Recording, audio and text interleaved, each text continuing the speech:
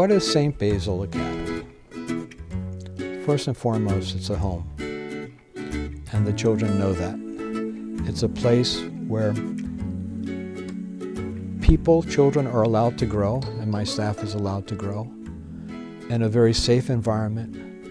It's a place where they can learn to trust individuals and people for the first time in their lives, adults. As a result of that, they learn to trust and love God. It's a loving environment, a caring and nurturing environment, a place of light, absolutely. The light of Christ shines here. St. Basil Academy was established in 1944 by Archbishop Athenagoras, who right after that became Ecumenical Patriarch in Constantinople. So at the end of the war, towards the end of the World War II, he realized that he needed a place for orphans. And he looked around and found this place called the Rupert Estate. Jacob Rupert was the original owner. And he came and looked at it, and he fell in love with it, and he went back and says, I have a great lady who's going to purchase this. And everyone's looking at him and saying, who is this person? And he started calling all the Philoptochos ladies chapters from around the country and said, empty your treasury, you're buying this. So the deed is in the name of the Philoptochos Society of America. Jacob Rupert, who owned the original estate, and this beautiful, magnificent facility, which has been videoed, was his vacation house, his summer estate. So he had a townhouse, and he was the original owner of the New York Yankees and Rupert Beer and Knickerbocker Beer. So he's credited, he was called the Colonel, he's credited with making the sports a real business. So after he died in 1942, his family could not support the estate. The taxes were then for real, and they put it up on the market, and that's when Archbishop Athenagoras was told about it.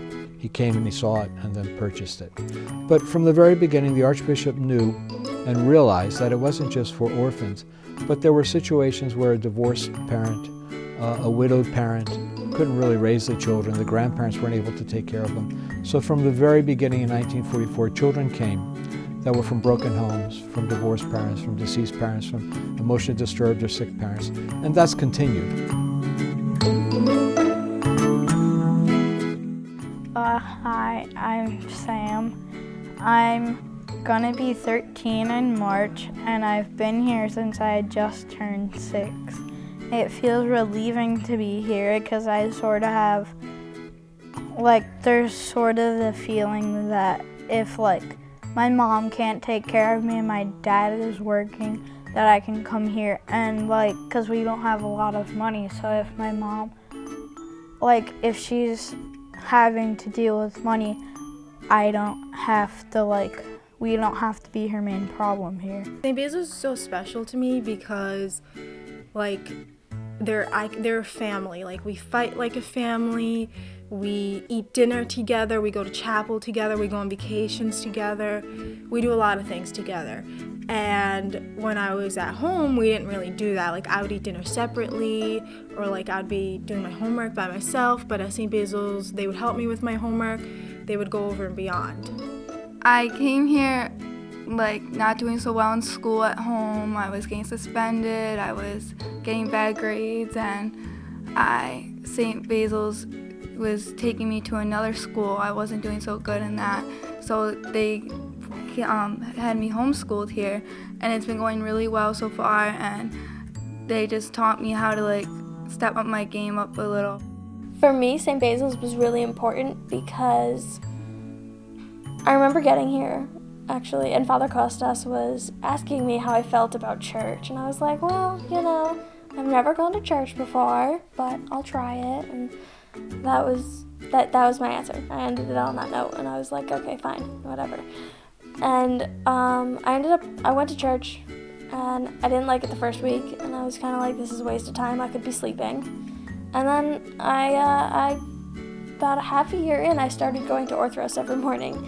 So I went from not caring to wanting to be there more than everybody else. Our children today are Orthodox, and some, we can't turn our back on a child because they're not Greek or not Orthodox. So it was a residential school. So it was basically a school, and the children lived here, a residential school. And as the years progressed, he also opened up a junior college for girls, a 3-year college program for young ladies. And his hope was to produce Greek school teachers and parish administrators, youth workers for the parishes. And that lasted from the early 40s all the way up until 1975, I think. And that program was transferred to Hellenic College up in Brookline, Massachusetts. So St. Basil then became strictly and only a residential school from that point on. Then in 1996, the people who were in charge decided that they had to close the school. The school was closed, and a few years ago, about 12 years ago, we became a licensed New York State residential child care institution.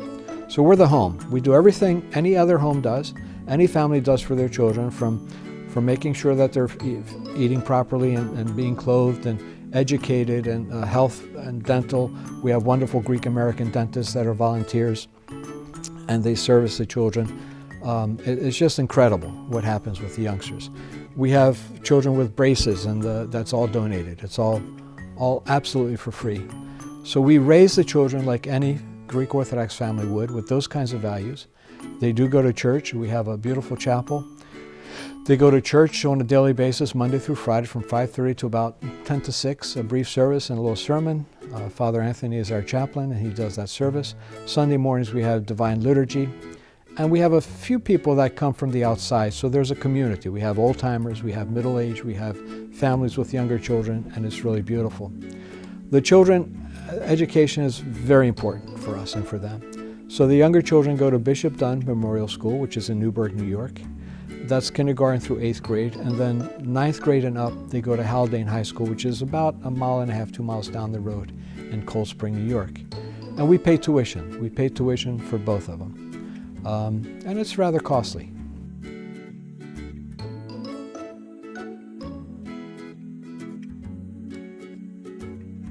I've been at St. Basil Academy for 16 years now. I oversee operations in Father's absence, and I help do development work, reaching out to the different communities, letting people know exactly what we do here at St. Basil Academy. Over the years, I've seen an amazing transformation. We put hundreds of thousands of dollars into the property to bring up the aesthetics, to make the place look better than it was, so that it could operate as smooth as possible. You know, the children deserve to have a place called home that is pristine, that's being kept up.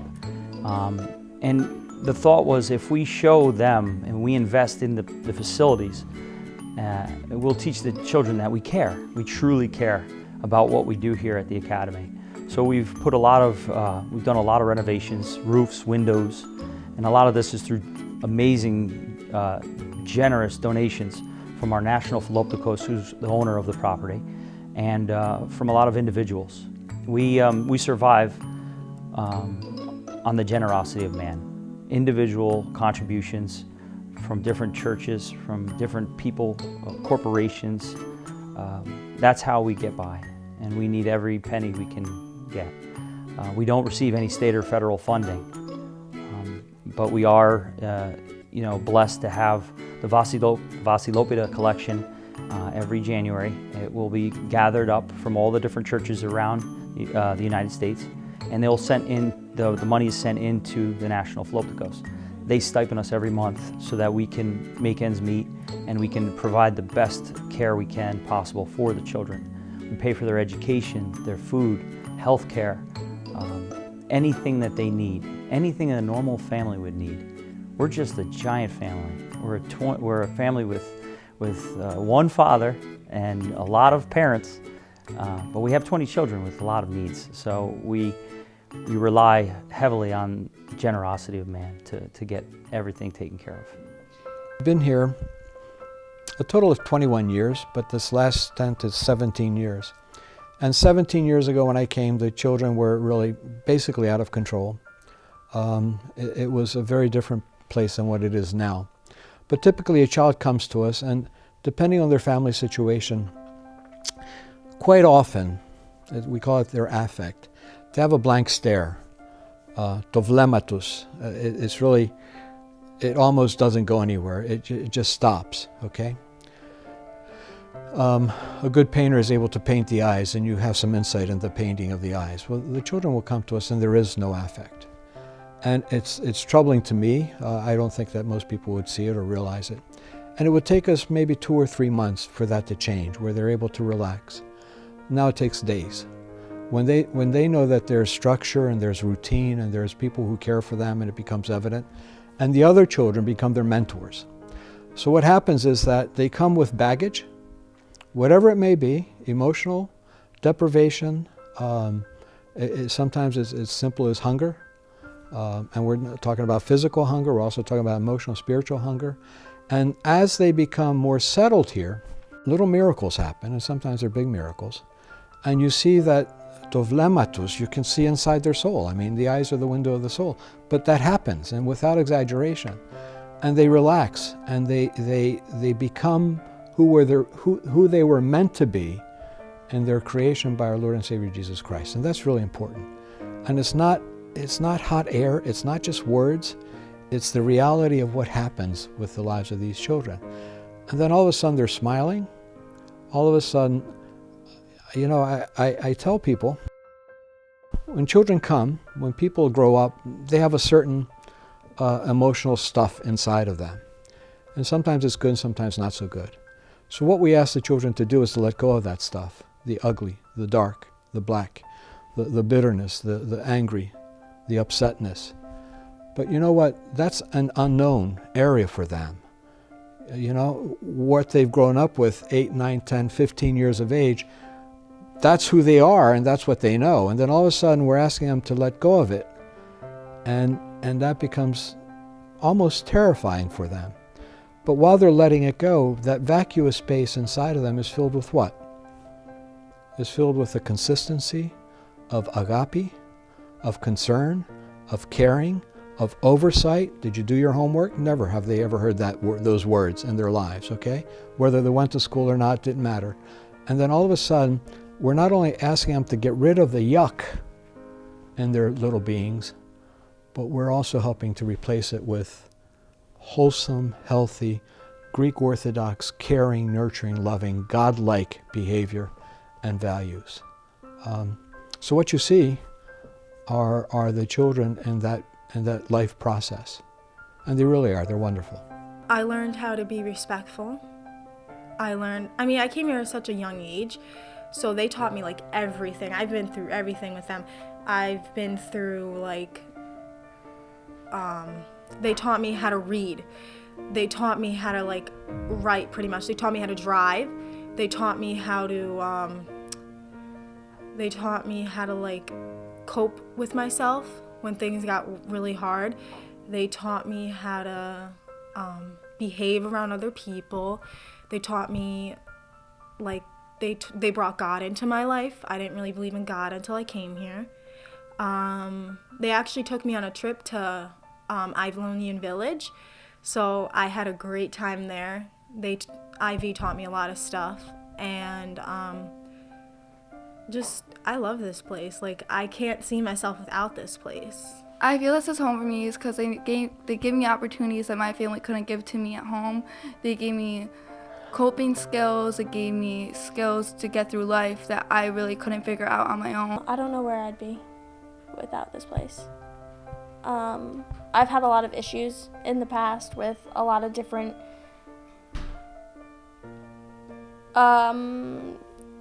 forces, I suppose.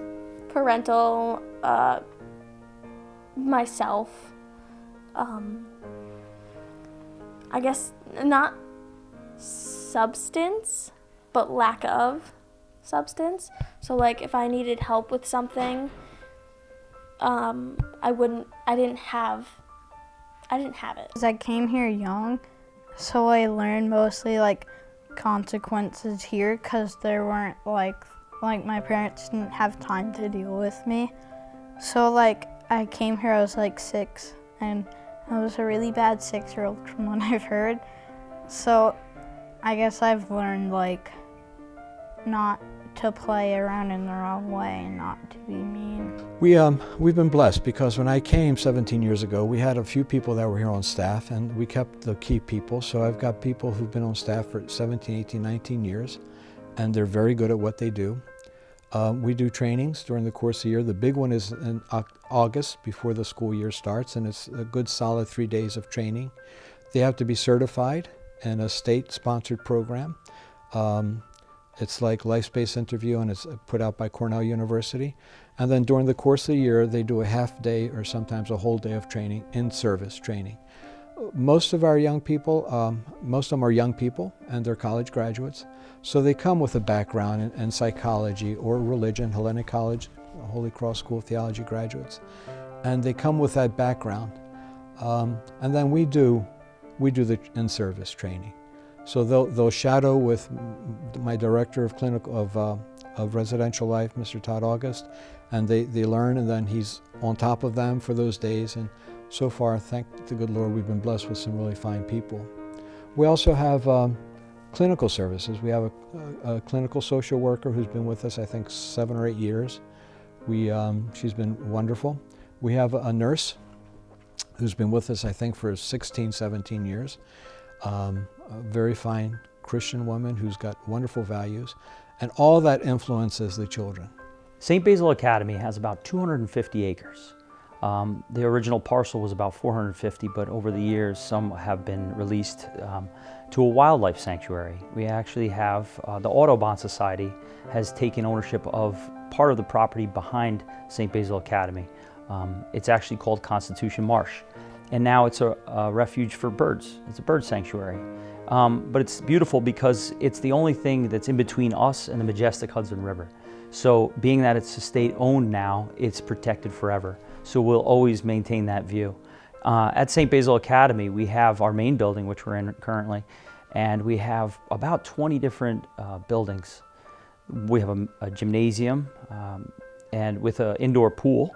And a lot of the children will find recreation at the end of the school day, go over there and burn a little bit of that energy left. So it's a wonderful thing to have. We also have a weight room in there. We have our HEPA school building, which many of the children are homeschooled now. They come to us with different educational needs, and before they're integrated into the public school system or private school system where we educate the children, the little ones, they may go through a year or two of homeschooling where they get everything that they need.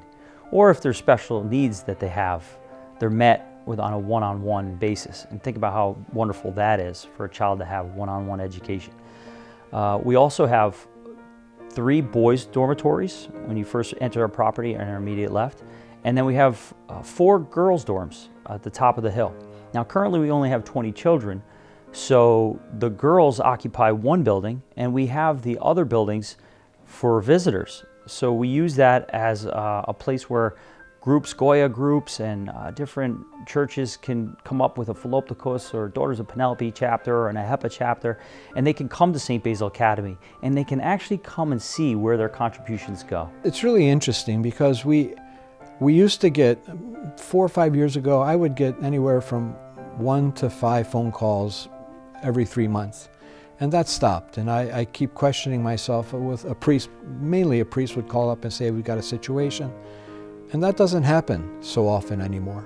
And I'm not sure if in the last 10 years we're not as contained as a community as we used to be, and people are now, social services are stepping in and taking children and helping families or whatever. So sometimes they find us through the internet. They find us in our website.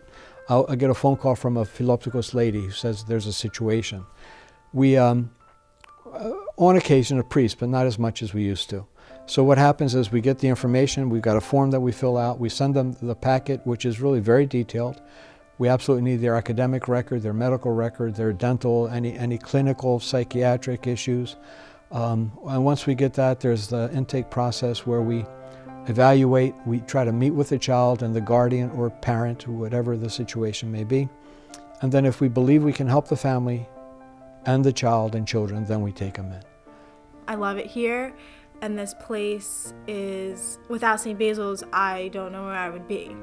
Like, without St. Basil's, I don't even know if, like, I would be alive, because when I was at home, my mom and I would fight a lot, so I don't know where I would be if it wasn't for St. Basil's. Sophia, she's been my best friend since day one I got here, and my parents are planning on taking us on vacation together, and they help me through a lot. So like if there's boy drama, or like I used to go through something at school, like when girls used to bully me at school and stuff, I would always come home and I would always have a shoulder to cry on, or they would always just help me get through it. And I had last year, an amazing staff member named Miss Erin, and she got me through a lot, and she was always had my back and everything. This is my home, and then there's people that come to my home on a scheduled basis, and it makes me feel more attached to a personality rather than just a face. And I think that's what I mean by humane. I feel this is home for me is because they give me opportunities that my family couldn't give to me at home. They gave me coping skills, it gave me skills to get through life that I really couldn't figure out on my own. I've made a lot of friends here because it's almost been 7 years. And I came here with my brother Zach, my brother Jake, and my sister Sabrina. Now I just live here with Zach, but it's cool. And the friends I've made here are good. I mean, it's not really friends, it's more of a brother relationship and brother-sister, brother-brother relationship. It has given me greater faith and trust in God. None of this can happen without His will being done. That's the bottom line. And I tell people around me and the staff, I say, you know what, do what you're supposed to do and get out of the way. Don't get in the way of the Holy Spirit and the work of God. So that's the reality of my life. I am humbled by His presence. I think about something, and then a month later it appears, and I smile and I say, good Lord, thank you. St. Basil Academy is a necessity for the children that occupy the space. They are given the opportunities to create something of their lives. Without this, you just never know which path the children will take. Having St. Basil Academy, having Father Costa, having the benefactors that come and show them genuine love, care, and concern, that gives the children the faith to move forward. It gives them the opportunities in life, gives them hope. It's something that they might have been deprived of before they reached us here at the Academy. But I assure you that they obtain their goals. They reach that place in life where, you know, they can be happy with themselves and what they've achieved. For me, if I feel like sick or if I don't feel okay, I can go to someone and I can say, oh yeah, you know, this is how I feel and I think we need to fix this. And they'll be like, all right, cool. And they'll fix it, and it's good. If you're in need and you need to come here, then you should come here, because when you come here, it's a lot less scary sometimes to deal with the stuff that you'd have to deal with at home. You might not see it now, but it helps in the future. The children are here to teach us what it really means to be patient, what it really means to be caring, what it really means to love, and the fullness of that. And they will test us, and that testing makes us grow. It stretches us to be patient. One little brief story. One of the hardest, toughest children I ever dealt with and the staff dealt with was a young man who came to St. Basil at 4 or 5. When I got here in 1998 in November, he was in 7th grade. We spent 4 or 5 years. I asked myself, why didn't we discharge him? Because he was many times beyond our control. Very angry.